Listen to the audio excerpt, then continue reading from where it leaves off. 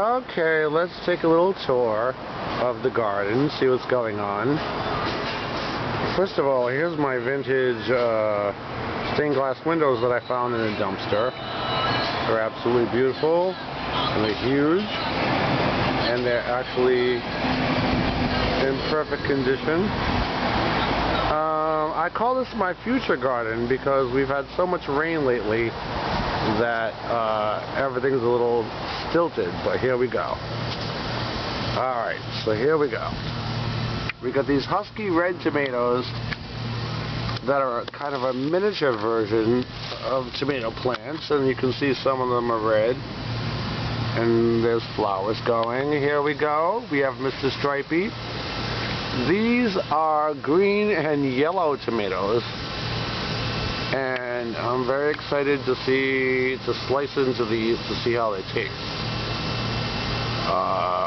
Last year was a bad year. We had so much rain and everything was a nightmare. It was aphids everywhere, powdery mildew, everything. Here we go. So now we have some beefsteak tomatoes. I planted these later because I just found them later. But they're getting there. And here's another brand, another kind of tomato. There was no name on the package, so it's like a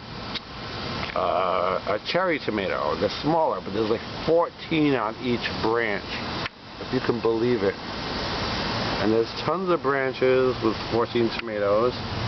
There's some red ones, I love you. And lots of flowers, so they're all going to turn into tomatoes. Now here's the cherry tomatoes, the little babies.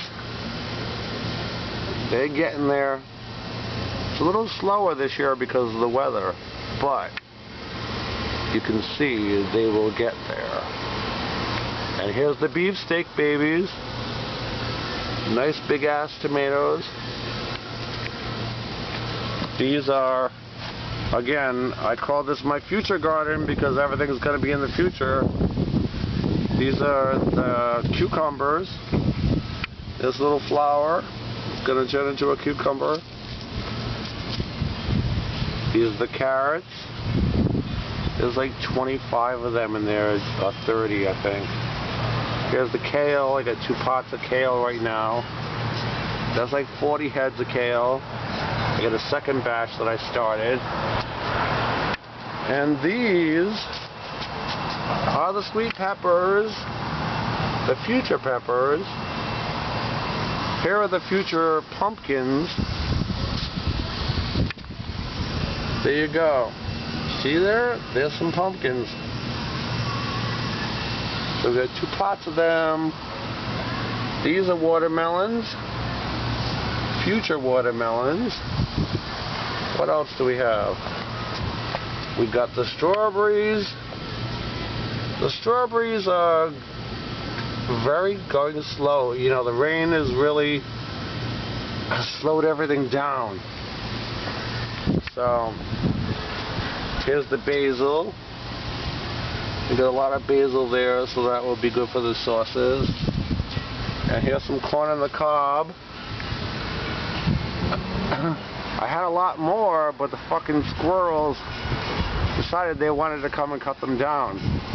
And what kills me is they didn't even eat it. They just cut it down. So I've got these, and I started a second batch which are coming up. And let's see, there it is. There's the actual corn right there. So that's cool. And here's my favorite thing. And it's the thing that I could do less with. But for some reason I love these birdhouse gourds. So I built this giant cage trellis for them. And there's really nothing you could do with them besides make birdhouses. But I love them, and I think they look so cool. Here's a little one. Here we go around over here. There's another one. So cute. Here's another one. And here we go. Here's a big ass one. You know, these birdhouse gourds are so big and they are so heavy. You don't understand how they can even stay on the vine because they're so heavy. But then when you take them off and dry them out, they like weigh less than a piece of paper. Here's another one. So let me back up a little bit and you can look at the whole thing. Hopefully, you know, this has only been going like a month and a half. So by the end of the summer, the whole trellis should be filled with the birdhouse gourds. And I think that's going to be very cool. I just love the way they look. Which is why I keep planting them. And here is this was a piece of curly willow that I found on the studio floor of a floral department at my landscaping job. And I put it in a bucket and it grew a million roots. But it's actually going to be a giant weeping willow tree. You know, when my parents, when they bought my house that I grew up in, they planted one of these and it was tiny. And when I was 17, it was 3 stories tall. So I thought this piece had a nice architectural look to it. Might not look like a lot now, but in 2 years it's going to be a really stellar looking tree. There's the pumpkins again. There's the kale. There's like 30 heads of kale in there, and I started a second batch. And I had to put a lot of stuff under a milk crate because the squirrels keep coming up here. So I got the broccoli in there, I've got a second batch of scallions going, second batch of corn on the cob, second batch of, I think that, oh, I can't remember what that is, but whatever. Alright, there you go. Alright, did I mention that we've got watermelons? Watermelons, there's like 10 watermelon vines in there. Everything's going so slow this year because of the rain. But, alright, there you have it. There you go.